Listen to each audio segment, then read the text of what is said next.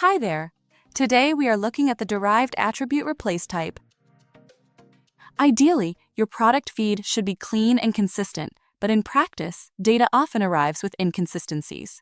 Think of sizes written in multiple formats or 10 different shades of blue that you would rather group under one simple color label. The Replace feature allows you to clean this data directly within Tweakwise without needing to adjust your source feed. Navigate to Catalog, then Attributes. Click on New and select Replace. Name your new attribute. In this example, data type is text.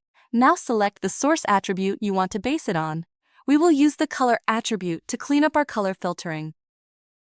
Next, you have two options for retrieving the original values. Option 1. Select all values. Choose this if you intend to replace almost all existing values. Once you save the attribute, Tweakwise will automatically fetch every unique value from the source attribute. Option 2. Select values manually. If you only need to change a few specific terms out of a large list, this option allows you to select only the values you want to modify. Click Save to retrieve the original values, and scroll down to replace the original values. Now look at the mapping table. The original column shows the values currently in your feed. In the replacement column, you can enter the new desired values. For example, replace all different shades of blue with blue.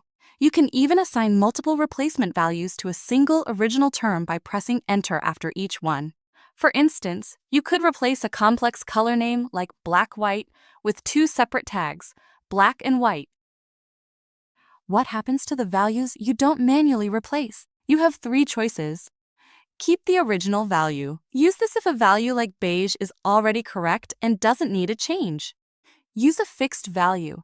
Assign a specific fallback term to all unreplaced items. Skip value. Leave the attribute empty for those products.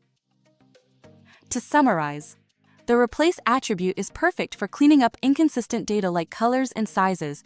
You can choose to fetch all values or manually select a specific set to replace. You can assign multiple replacements to a single original value for more granular filtering. Good luck cleaning up your data!